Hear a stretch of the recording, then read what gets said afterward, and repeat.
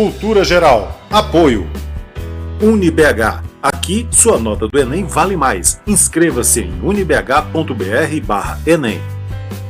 Caixa de Assistência OAB Nova Lima. Caminho seguro para os advogados de Minas Gerais.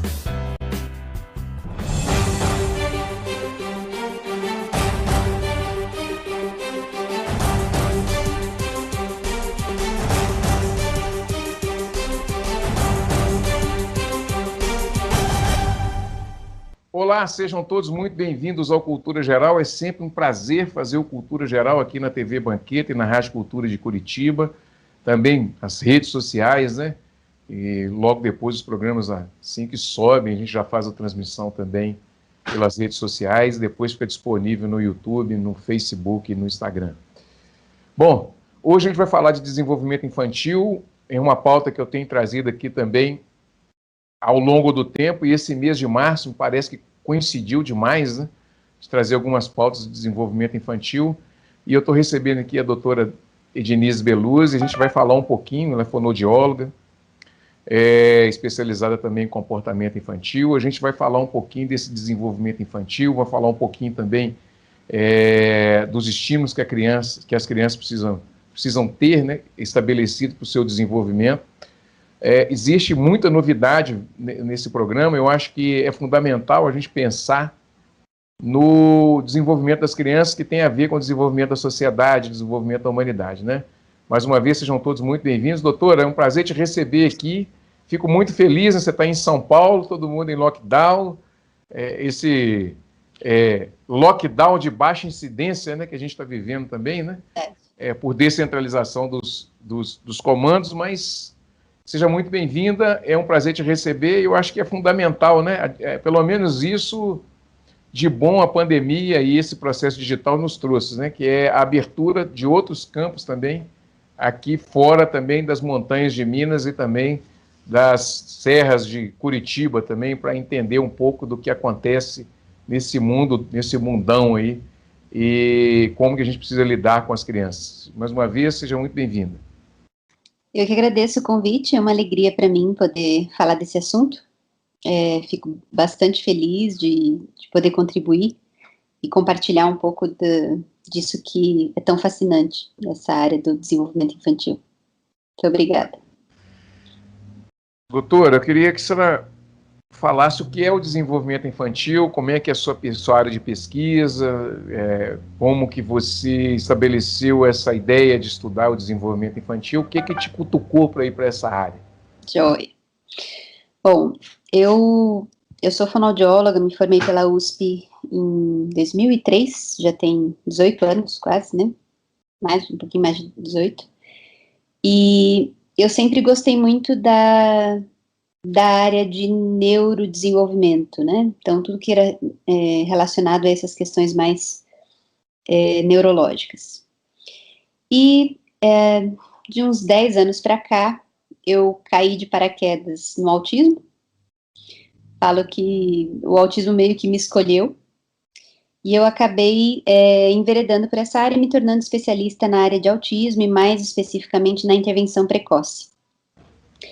E acabei indo para uma abordagem, que é uma abordagem comportamental e desenvolvimental, e acabei focando bastante nessas questões do desenvolvimento como um todo, pensando na reabilitação das crianças com autismo, né, com TEA, com transtorno do espectro autista. Isso me fez ter um olhar mais amplo do que o olhar específico da minha área. Então, eu tinha uma formação intensiva na área de desenvolvimento da comunicação, desenvolvimento da linguagem, e acabei tendo uma área para o desenvolvimento global, já que o autismo é um transtorno que afeta todas as áreas do desenvolvimento, né? Inclusive, me fizeram uma pergunta assim, essa semana no Instagram: o que você quer dizer quando fala de desenvolvimento global? Então, a gente fala de tudo aquilo que se refere ao desenvolvimento que vai se aperfeiçoando com o crescimento, com o passar do tempo. Então, a gente fala aqui de desenvolvimento motor amplo, né? Então, o desenvolvimento do corpo como um todo, o desenvolvimento motor fino, que é justamente essa coisa mais do uso das mãos, da cabeça. A gente fala do desenvolvimento cognitivo, que tem mais relação com essas questões do que a gente chama de inteligência, né, de raciocínio e etc. O desenvolvimento da linguagem, da comunicação, o desenvolvimento das habilidades sociais, o desenvolvimento da autonomia e da independência nas atividades de vida diária. Então, todos esses aspectos, além de vários outros que eu não mencionei aqui, são aspectos para os quais a gente olha quando a gente pensa em desenvolvimento global. Então, essa minha experiência com o autismo me fez focar em outras áreas que não são da minha especialidade, né? Então, o desenvolvimento motor, por exemplo, é muito mais a praia dos fisioterapeutas e dos terapeutas ocupacionais, né? Mas é impossível a gente olhar para o autismo, por exemplo, e pensar só em uma área de desenvolvimento, porque todas estão interligadas, impactam umas sobre as outras e afetam o indivíduo como um todo, né? Então, uma criança que tem déficits em desenvolvimento motor, provavelmente tenha também dificuldades em comunicação, em atividades de vida diária, né, em autonomia nessas atividades práticas do dia a dia. Ela provavelmente vai ter déficits em socialização, então a gente tem um mecanismo em cadeia. Então, para olhar para isso, é preciso que a gente tenha uma visão também mais ampla. Foi isso que me atraiu para essa área do desenvolvimento infantil. E aí eu comecei a pesquisar, comecei a desenvolver algumas ferramentas, eu estou construindo, junto com meu marido, uma ferramenta digital para capacitar os pais para acompanharem o desenvolvimento dos seus filhos. Então, eu tenho focado bastante em termos de pesquisa, em termos de desenvolvimento de estratégias, em termos de divulgação de conhecimento. É muito comum que eu receba crianças com diagnóstico tardios de autismo, por exemplo, ou de outros transtornos. E o relato das famílias é sempre que procuraram um profissional e o profissional disse que está tudo bem, não precisa se preocupar. Justamente porque não entendem de desenvolvimento. Então, o meu interesse surgiu por conta disso, principalmente. Então, o meu interesse é de capacitar os pais para que eles sejam os grandes agentes desse desenvolvimento, para que eles sejam capazes de detectar precocemente alterações e sejam capazes de estimular esse desenvolvimento para que as crianças tenham seu desenvolvimento pleno, né? Então, foi aí que eu imergi nesse mundo. Onde que o autismo entrou, assim, mais forte nessa perspectiva que você tem? O autismo me obrigou a estudar essas outras áreas, né? Me empurrou para que eu aprofundasse esse conhecimento. E as demandas, né? A gente tem um volume de diagnósticos de autismo enorme. A gente tem um número gigantesco de famílias procurando atendimento, acompanhamento, orientação. Então, acaba que não tinha muito como escapar, por mais que eu quisesse, talvez até atuar em outras áreas, o autismo foi me cercando e as demandas foram surgindo. Hoje eu acompanho pacientes no Brasil todo, né, alguns fora do Brasil também. Então, acho que o principal foram as demandas, né, a necessidade de profissionais especializados, a necessidade de realmente conhecer, entender e saber com o que eu estava lidando. Foi o grande propulsor dessa busca de focar na área do desenvolvimento infantil. Doutora, tem uma outra questão que a gente estava conversando aqui antes de começar o programa, que é o QI. Tem alguma linha de pesquisa que traz novidades. Quais são essas novidades, doutora? Umas novidades preocupantes, né? A gente teve recentemente uma publicação de um artigo muito bom, um artigo científico, realmente com algumas evidências bem robustas, sobre o impacto do que a gente chama de geração Glass, né, que são as crianças nascidas após 2010, que foi o surgimento dos tablets, né. E essa pesquisa avaliou o desempenho das crianças nascidas após 2010, avaliando aí o tempo de exposição às telas e o impacto disso sobre o desenvolvimento global. E os resultados dessa pesquisa são muito chocantes, porque essa pesquisa evidenciou que as crianças apresentam déficits em todas essas áreas que eu listei para vocês. Déficits em desenvolvimento motor, déficits em cognição, nos níveis de inteligência, déficits em habilidades de linguagem, déficits nas habilidades do que a gente chama de funções executivas, que as funções executivas são um conjunto de habilidades que são inclusive muito ligadas ao funcionamento dessa região do cérebro, do córtex pré-frontal. E é um conjunto de várias habilidades que envolve bastante coisa, mas resumindo, são habilidades relacionadas à capacidade de planejamento, de ideação, então a capacidade de ter insights, de ter ideias, de habilidade de resolução de problemas, habilidade de traçar estratégias para atingir um certo objetivo. Essas funções também se relacionam com a memória de trabalho, que é a capacidade que a gente tem de manter as informações online, vamos dizer assim, para a gente trabalhar com elas, né? Enfim, uma série de habilidades muito importantes que são fundamentais para que a gente, inclusive, consiga utilizar a inteligência de maneira prática, tá? As crianças expostas muito intensamente às telas têm déficits muito significativos nessas habilidades. E não só nelas, né? Como eu falei, em habilidades de comunicação, de linguagem, habilidades motoras, né? E alguns estudos anteriores já tinham demonstrado que as últimas gerações, muito provavelmente já em função dessa exposição intensiva às telas, têm QI menor do que as gerações anteriores.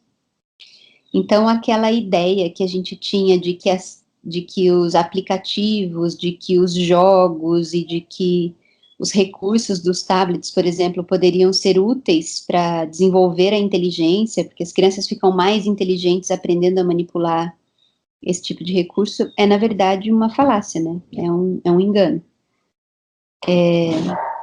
E isso, para a gente que trabalha com desenvolvimento, faz muito sentido, porque eu estava contando para você que o desenvolvimento global depende de dessa inter-relação entre todas essas áreas, né? Então, para eu ter um bom desenvolvimento de comunicação, eu preciso do desenvolvimento motor, por exemplo, né?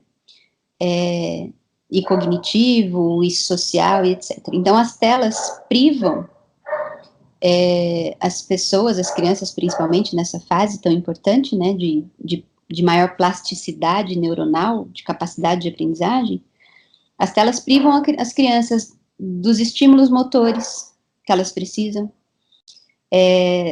das oportunidades de resolução de problemas concretos, né, das oportunidades de estabelecer planejamento, de ideação para resolução, para atingir um objetivo.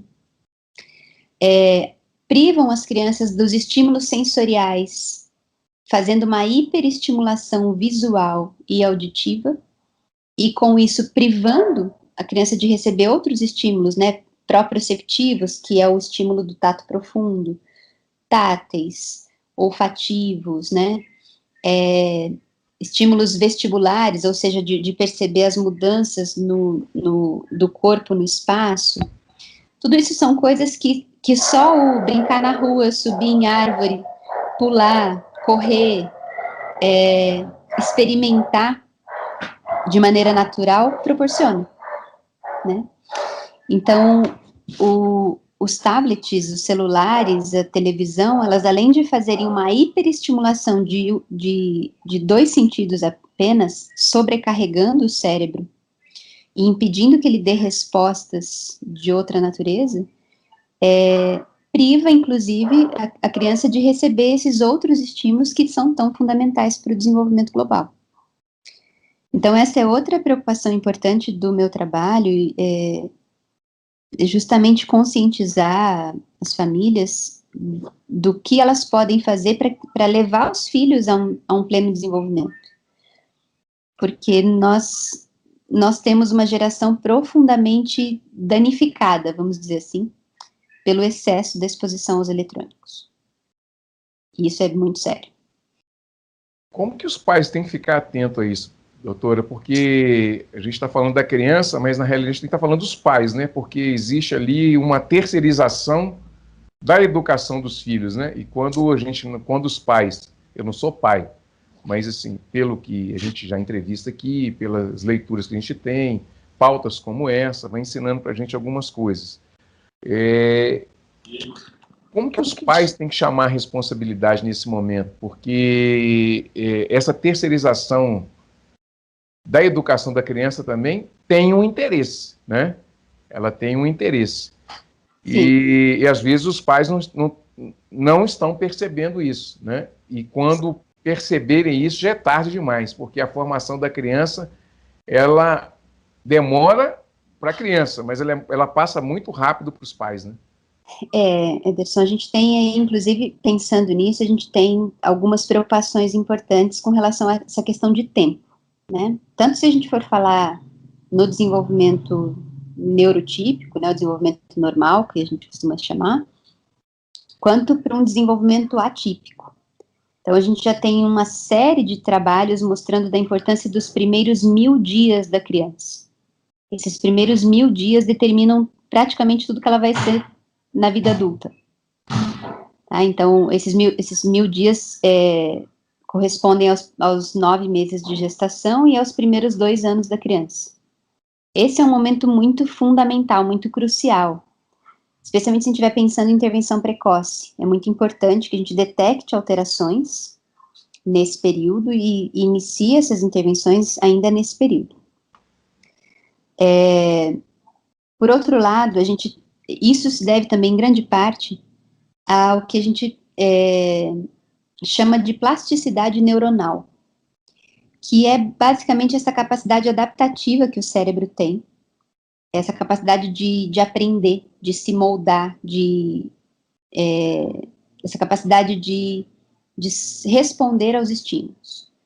Por exemplo, se eu falar para você hoje, vamos começar a estudar uma língua completamente que você nunca teve nenhum contato, vamos aprender essa língua agora?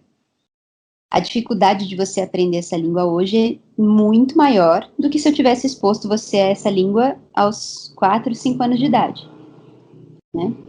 E isso por quê? Porque a capacidade de adaptação do cérebro na sua idade é muito menor, infinitamente menor do que era quando você era muito criança. Então, essa capacidade adaptativa, essa plasticidade neuronal, ela é extrema nesses 2 primeiros anos da criança.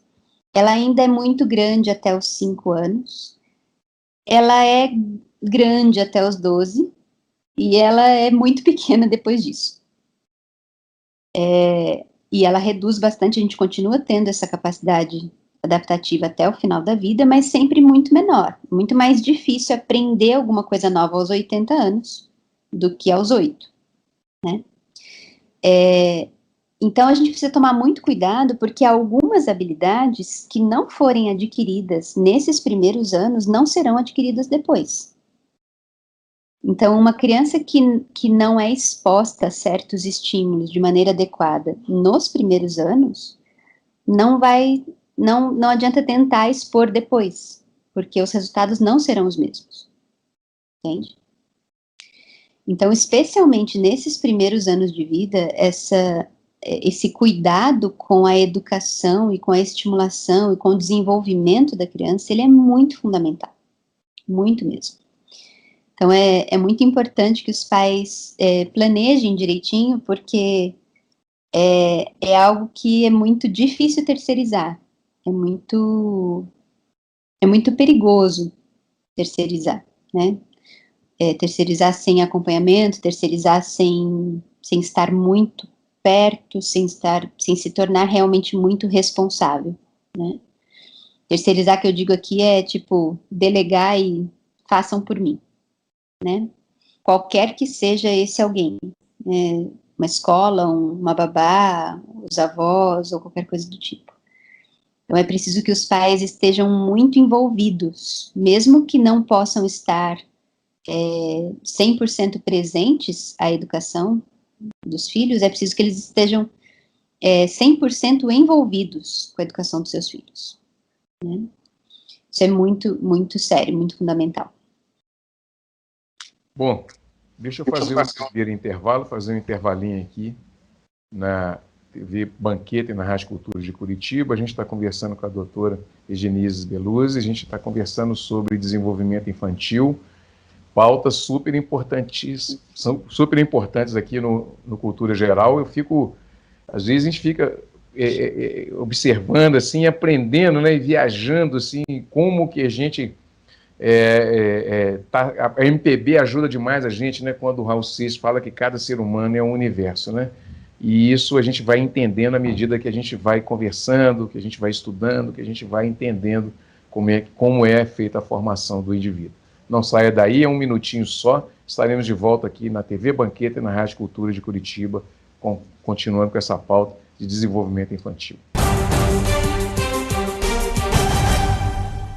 A CAP, Casa de Acolhida Padre Eustáquio, trabalha para que crianças, adolescentes e seus acompanhantes tenham amparo e estrutura durante a luta contra o câncer e doenças hematológicas até a sua cura. Com trabalho, empatia, compromisso e transparência, a CAP transforma necessidade em esperança. Faça a diferença na vida das crianças e adolescentes com câncer e doenças hematológicas. Faça parte desta história. Conheça pessoalmente o nosso trabalho. Apoio TV Banqueta.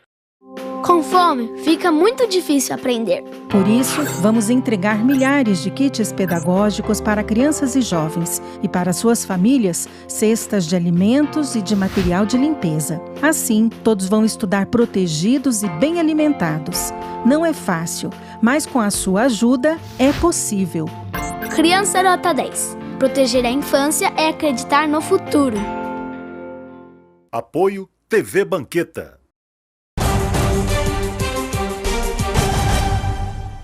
Bom, de volta com Cultura Geral aqui na TV Banqueta e na Rádio Cultura de Curitiba. Nós estamos entrevistando a doutora Egenise Beluzzi, a gente está falando de desenvolvimento infantil, muito importante, muito interessante.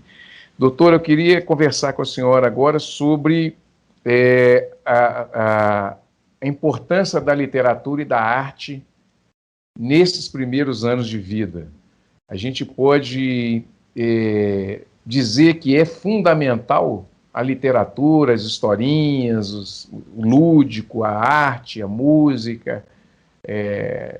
Como que a gente pode pensar isso? Sem dúvida. Muito importante, isso aqui daria uma discussão à parte gigantesca, né? Até para a gente pensar sobre o conceito de arte, que eu gosto muito de refletir, e acho que eu particularmente tenho uma visão de que a gente tem um conceito um pouco distorcido, né? Do que é arte hoje, nos nossos dias. A gente perdeu um pouco daquela perspectiva da arte como portadora do bom, do belo e do verdadeiro, né? Mas, deixando de lado essa primeira discussão, é muito importante, em termos de desenvolvimento, essa exposição da criança a esses valores mais altos, né, vamos dizer assim. Então, essa exposição da criança a boa literatura, a coisas que alimentem de maneira saudável o seu imaginário, né? Isso é muito importante para a formação da personalidade da criança, para a formação cognitiva também. A gente sabe, tem uma série de trabalhos mostrando a importância dessa exposição. Então, claro que uma criança pequenininha ainda não lê, mas ela já pode ser exposta na leitura feita pelos pais, feita pelos adultos, né? Ela pode ser exposta à boa música, né? As músicas infantis têm o seu valor. A gente tem alguns estudos mostrando os benefícios da exposição à música clássica, por exemplo, né? Sobre o desenvolvimento da inteligência. E, de qualquer modo, é importante que isso seja feito de uma maneira natural e muito afetiva, porque isso só vai ter o efeito positivo se se ela tiver envolvida de afeto, né, de vínculo, de relação. Então, não é uma coisa de tipo, coloca a criança sentada e liga um audiolivro para ela ouvir. Isso vai ter muito pouco efeito sobre essa criança.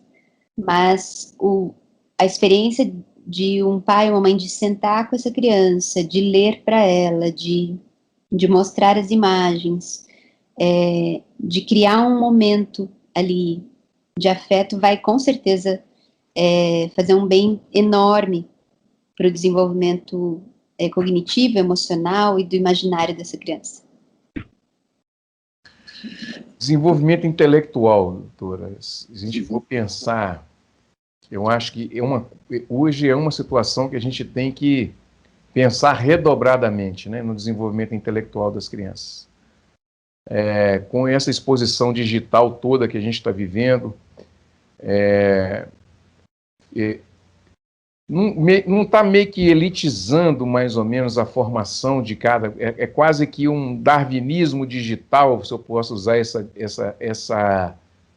essa colocação, mas assim, essa ideia de, no futuro, ter uma espécie de fato mais inteligente do que a outra, porque essa outra, no processo cognitivo, ela não conseguiu se desenvolver, e aí tem classes que têm essa informação, e essa informação vai ser usada para que esses indivíduos, no futuro, possam, de fato, dominar os melhores postos, né? Comandar as grandes corporações, se não é as grandes corporações pensando nisso, já exatamente para que isso aconteça, para os seus próprios interesses e para a perpetuação do seu próprio domínio, né? Está por aí, doutora? Olha, não tenho dados para avaliar isso, né? Até porque é um futuro, são previsões, né? Mas, de fato, analisando o contexto atual, sem dúvida, as crianças que estão privadas de telas, elas terão infinitas possibilidades a mais do que as que estão hiperexpostas, isso sem dúvida. Sem nenhuma, eu afirmo, sem nenhum receio de que as crianças que estão hiperexpostas às telas, elas ficarão para trás, no mercado de trabalho, no ambiente profissional. E aqueles que tiverem a sorte de terem sido privados desse excesso de exposição às telas, com certeza terão uma vantagem bastante evidente. Tá? Se isso é arquitetado ou não, eu não tenho dados para dizer, mas que, de fato, os que têm uma melhor exposição aí ao desenvolvimento, a estratégias de desenvolvimento, sem dúvida, tem muitas vantagens. Coordenação motora faz a diferença? Muita. Como eu disse, todo o desenvolvimento global, ele está interligado. Então, eu não posso pensar em desenvolvimento cognitivo desvinculado do desenvolvimento da linguagem, do desenvolvimento motor e de todo o resto. E, recentemente, eu tenho estudado bastante sobre o impacto do desenvolvimento motor sobre as outras áreas, que era uma coisa que não era muito clara para mim, e vejo que para a maioria dos profissionais, muitos subvalorizam essa dependência. Em geral, o que a gente observa nas crianças com alterações do desenvolvimento é que aquelas que têm um comprometimento motor maior têm impactos maiores em todas as outras áreas. Então, aquilo que a gente chama de coordenação motora, a gente pode pensar nessas habilidades de desenvolvimento motor como um todo, elas são, de certa forma, facilitadoras das aquisições de outras habilidades cognitivas, de comunicação, de socialização e etc. Isso não significa que uma pessoa que é melhor em desenvolvimento motor, ela seja mais inteligente. Mas o que a gente sabe é que existe uma relação, e que se eu tenho déficits maiores nos aspectos motores, eu normalmente tenho déficits maiores em outras áreas também. É uma situação que deixa a gente até meio paralisado, mas eu trabalhei aqui em uma escola de crianças com necessidades, eu não gosto de falar necessidades especiais, né? Porque eu tomei um puxão de orelha uma vez, assim, carinhoso, de um psicólogo, o Dr. Gustavo, falou comigo, assim, ele era psicólogo lá da escola, deve ser ainda, não tem muito tempo que eu não o vejo, mas ele falou comigo e falou assim, olha, essas crianças que estão aqui, elas têm necessidades aparentes, né? Porque todos nós temos necessidades, umas mais aparentes do que as outras. E a gente percebe, assim, essa dificuldade que as pessoas têm de encarar a própria realidade, né? Então, lá nós tínhamos, quando eu trabalhei lá, você via, assim, as pessoas muito aguerridas no tratamento das crianças e tal. E quando você vai para as crianças que não têm necessidades aparentes, você nota que existe talvez eu não posso chamar de negligência, mas talvez uma falta muito grande no compromisso da formação da criança hoje, né? Porque a vida está muito corrida, está todo mundo muito estressado. Esses gatilhos de estresse, de sofrimento mental, é também uma interferência brutal na formação da criança, professor? Sem dúvida. É só a gente pensar, por exemplo, que os nossos avós, eu posso até falar por mim, mas eu acho que eu tive uma infância um pouco privilegiada. Eu cresci num sítio. Então, eu aprendi a nadar num açude, eu subia em árvore, eu jogava bola na rua. Eu tive uma exposição muito grande à literatura, meus pais sempre leram muito, eu aprendi em casa esse hábito da leitura, né? Então, eu confesso que eu tive uma infância privilegiada, mas se a gente pensar, por exemplo, na minha infância ou na infância da maioria dos nossos avós, eles estavam naturalmente expostos a bons estímulos, na maior parte das vezes, obviamente isso uma visão generalista, mas em geral, não era necessário se preocupar muito com o desenvolvimento, primeiro porque nós tínhamos famílias numerosas, então eram pais com muitos filhos, e as crianças, naturalmente, são estímulos importantes para o desenvolvimento umas das outras. Né? As crianças, elas se desafiam o tempo todo. Elas se estimulam o tempo todo. Então, o ambiente já era muito propício para esse desenvolvimento pleno, né?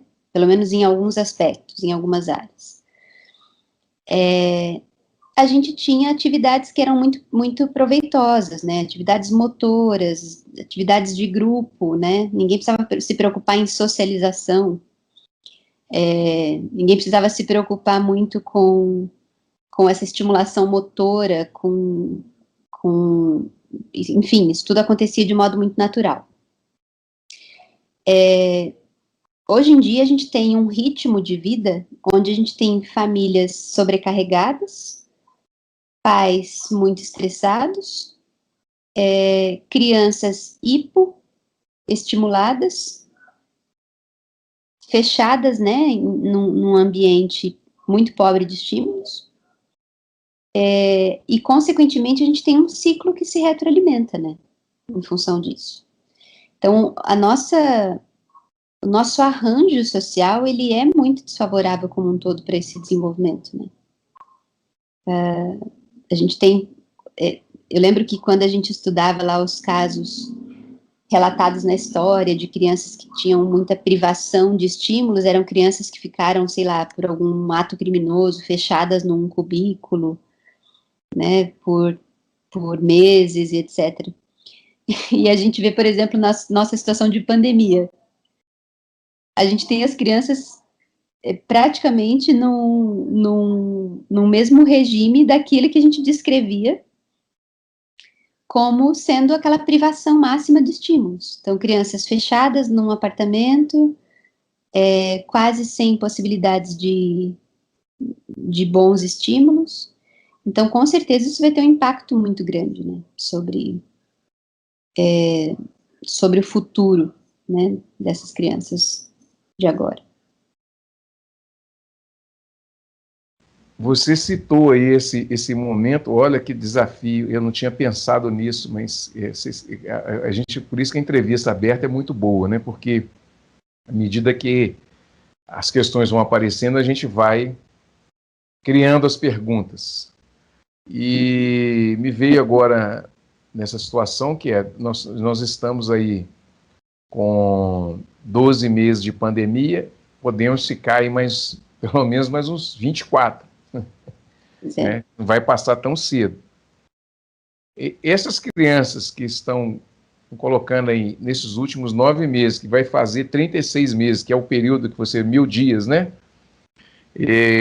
Podem sofrer um processo de abalo muito forte na sua formação, professora, porque a gente tem aí uma situação praticamente descrevida, que é a relação entre esses 1000 dias e esse confinamento que a gente está vivendo. Então, os estímulos poderão ser estímulos não suficientes para a criação do seu intelecto? Podem. No caso dos bebês, essa situação do confinamento ela é menos prejudicial, porque eles precisam menos dos estímulos externos, né?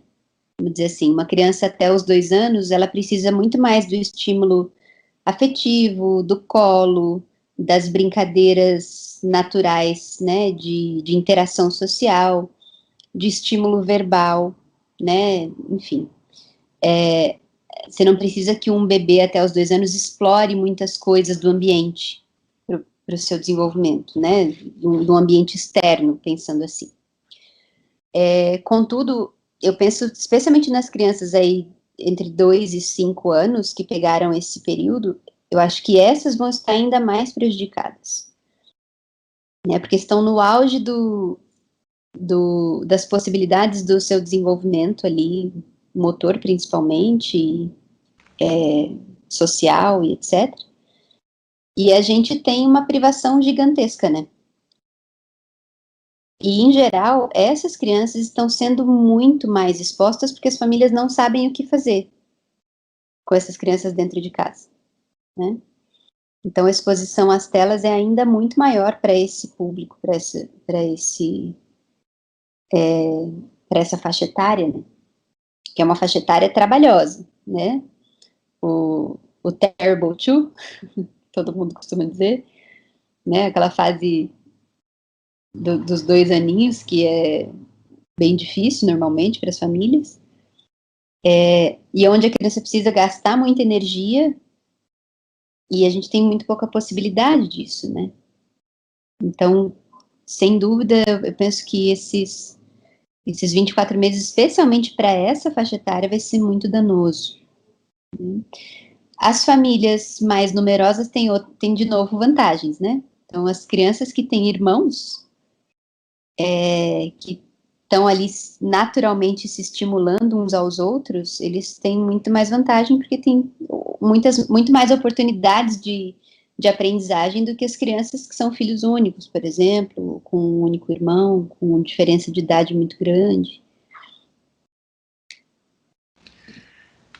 Agora, eu tenho que tocar num assunto que é muito importante, que a gente está vivendo esse momento de negação da ciência, e a vacinação ela tem que entrar nesse assunto, porque tem uma situação que, assim, eu vi hoje, assim, passando pela rua, um senhor já de 70 anos e tudo, e o filho, né, insistindo com ele para ele tomar a vacina. Olha que coisa mais estranha, né? E ele não queria tomar a vacina. Então, assim, a gente pensa assim, que ainda há pessoas, e tem muitas pessoas que ainda acham que isso é desnecessário. Nessa fase da criança, doutor, eu acho que assim, os pais, né, que... Eu tenho hora que eu fico até embasbacado com as perguntas que eu faço, mas a gente tem que falar o óbvio aqui na televisão também, no rádio, né? A importância da vacinação das crianças, doutor. Eu preciso reforçar isso, sabe? Uma necessidade aparente hoje que a gente está vivendo na sociedade brasileira, acho que na América Latina, no mundo inteiro a gente está passando por isso, porque ainda tem pessoas que ainda duvidam dessa situação da vacinação. Como que a vacinação, ela a vacina, de uma forma geral, ela contribui no desenvolvimento da criança? A gente tem dados estatísticos muito sólidos para reforçar os programas de vacinação infantil, né? Então, a gente sabe o quanto que a vacinação nos primeiros anos reduziu os índices de mortalidade infantil, reduziu os impactos sobre o desenvolvimento, por exemplo, a poliomielite, que causava a paralisia infantil, né, transtornos motores importantes, déficits que quando não matava, gerava sequelas muito graves, né, e entre outras doenças que são evitadas com a vacina e que têm impactos severos, gerando transtornos graves do desenvolvimento. Então, o estudo é muito sério. Por outro lado, a gente tem um movimento interessante, mundial, inclusive, defendendo a não vacinação das crianças, alegando que, inclusive, a causa do aumento desse número absurdo de autistas tem a relação com as vacinas. Então, existe um movimento gigante, né, de pessoas que defendem isso, né, e que são contra os programas de vacinação. E isso começou com uma pesquisa mal feita, Ederson, porque essa história de que a vacina tinha relação com o autismo começou numa pesquisa que foi publicada, se eu não me engano, nos anos 90, e essa pesquisa relacionava o aumento da incidência de autismo com as vacinas. Só que essa pesquisa foi muito questionada porque ela tinha um viés metodológico gigante. Então, ela não era uma pesquisa confiável. E essa pesquisa ela foi replicada centenas de vezes, sem reproduzir os mesmos resultados. Ou seja, as pessoas viram que aquela pesquisa produziu dados errados, só que esses dados foram amplamente difundidos. Um número gigantesco de outras pesquisas foram feitas depois.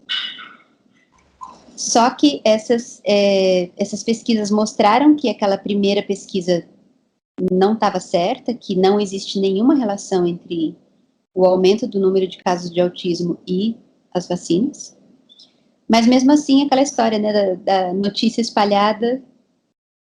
Saco de pena. Um saco de penas, exato. Então, apesar de ter muitos indícios de que realmente não havia relação entre vacinas e autismo, essa notícia foi muito difundida. E há um monte de gente que ainda acredita nisso, inclusive. Então, existe um movimento anti-vacinas, mesmo, em boa parte reforçado por dados de pesquisa como essa.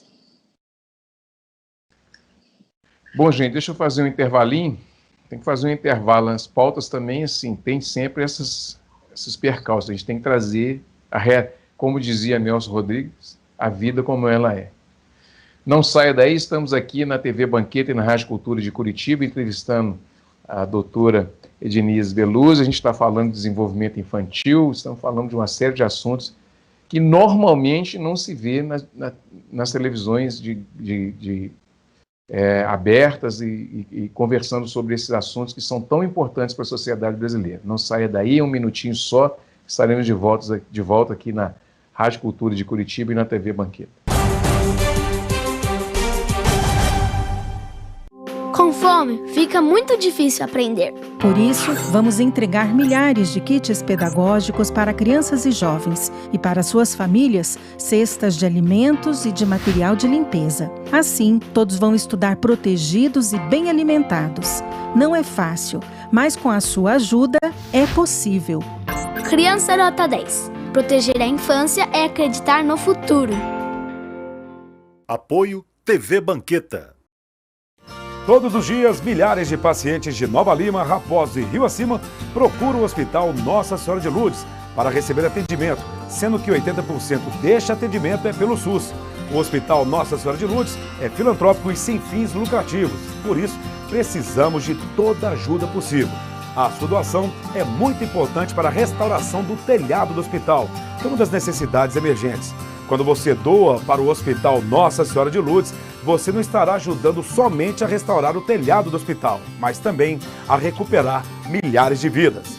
Quem está lá dentro precisa da ajuda de quem está aqui fora. Você pode doar qualquer valor e, para a sua maior comodidade, a nossa equipe vai até você. Seja um amigo do Hospital Nossa Senhora de Lourdes. Envie a mensagem "Quero doar" para o número que aparece aí no vídeo e saiba como ajudar. Hospital Nossa Senhora de Lourdes. Humanidade, carinho e atenção à vida. Apoio TV Banqueta. De volta com Cultura Geral aqui na Rádio Cultura de Curitiba e na TV Banqueta. A gente está conversando com a doutora Ednise Beluzzi, a gente está falando de desenvolvimento infantil. Doutora, a gente está indo para a parte final do programa. Esse programa bom, passa rápido, né? Eu queria perguntar para você se a gente pensar em sustentabilidade, pensar no desenvolvimento humano, pensar também na capacidade de desenvolvimento social, ela vai passar essencialmente pelos esses 1000 dias, nesses primeiros 1000 dias de vida, assim, essa concepção social também, que vai ser criada ao longo do tempo, mas a formação básica dessa consciência do homem, do ser humano, ela está aí nesses 1000 dias? Em boa parte, sim. Né, obviamente, quando a gente fala da importância desses primeiros 1000 dias, a gente está principalmente preocupado com habilidades de base, né? Obviamente, a criança não aprende tudo o que vai aprender na vida nesses 1000 dias, mas esses primeiros 1000 dias é como se eles dessem o substrato, né? Fossem o preparar o terreno que vai ser semeado ao longo da vida. Então, a importância desse período, ela tem muita relação com isso. Então, esse substrato neurobiológico, esse substrato de estrutura, né, física, neural, o que vai ser, que vai fornecer recursos para que esse indivíduo se desenvolva plenamente, é que é formado aí nesses primeiros 1000 dias. Então, como um exemplo, eu posso falar dos transtornos do desenvolvimento. Então, quando eu tenho uma criança com autismo que é diagnosticada antes de 1 ano de idade e inicia a intervenção, eu tenho um prognóstico infinitamente melhor do que uma criança que é diagnosticada aos 3, que já é muito melhor do que uma criança diagnosticada aos 5, tá? Então, a perspectiva de vida dessa criança, ela pode sim ser determinada aí nesses primeiros momentos, né? Eu já tive crianças que, diagnosticadas antes de 1 ano de idade, tiveram chance de ter um desenvolvimento normal depois, ou muito próximo do normal. Então, a gente precisa ter essa perspectiva de que sim, eu estou construindo o indivíduo aos 25 anos, agora, quando ele tem 8, 9, 10, 11, 12 meses. Para a gente encerrar, o que você deixaria para os pais de alerta hoje? Eu diria para os pais, estejam presentes. E quando eu digo estejam presentes, não estou nem falando de estar 24 horas à disposição dos seus filhos. Que bom se os pais tivessem, né, essa possibilidade de estar mais disponíveis para os seus filhos, mas mesmo que não possam, que naqueles momentos em que estão, eles realmente estejam. Porque a gente fala do impacto das telas, por exemplo, sobre as crianças, mas isso tem impactado muito sobre os adultos, né? Nós vivemos com a atenção difusa, nós vivemos agitados, nós vivemos divididos entre milhões de estímulos, e às vezes a gente está ao lado de uma pessoa sem estar com ela. E isso acontece com os pais dos filhos, muito. Então, pais estejam presentes aos seus filhos, né? Estejam inteiros quando estão com eles. Isso vai fazer você perceber se o desenvolvimento deles está acontecendo bem, se eles estão sendo bem educados ou não, que tipo de estímulos e de educação eles estão recebendo. Então, o recado é esse. Estejam presentes aos seus filhos, da maneira e no tempo em que podem, mas sem estar com o coração dividido nesse momento. Isso é o ideal. Doutora, muito obrigado pela sua participação. Foi um prazer te ter aqui no Cultura Geral. Fiquei muito feliz com essa pauta e fico muito gratificado, né? E fico muito feliz mesmo de ter você aqui e conseguir passar esse conhecimento. Muito obrigado, viu? Eu que agradeço. Tenho produzido bastante conteúdo a respeito disso na minha página no Instagram. Se quiserem conhecer um pouco mais do assunto, aprofundar um pouco mais, a gente está sempre lá produzindo algum conteúdo na @tatodesenvolvimento. Então, se quiserem também buscar um pouquinho mais, a gente está sempre oferecendo um pouco desse conteúdo por lá também. Com esse intuito mesmo, de capacitar os pais. A minha proposta sempre foi essa. Instrumentalizar os pais para se tornarem os principais agentes do desenvolvimento dos seus filhos. Muito bem, gente. Chegamos ao final do programa Cultura Geral. Deixo um grande abraço para todos vocês. Um abraço, um beijo forte e voltamos amanhã com mais uma pauta super especial aqui no Cultura Geral. Um grande abraço e até amanhã, se Deus quiser.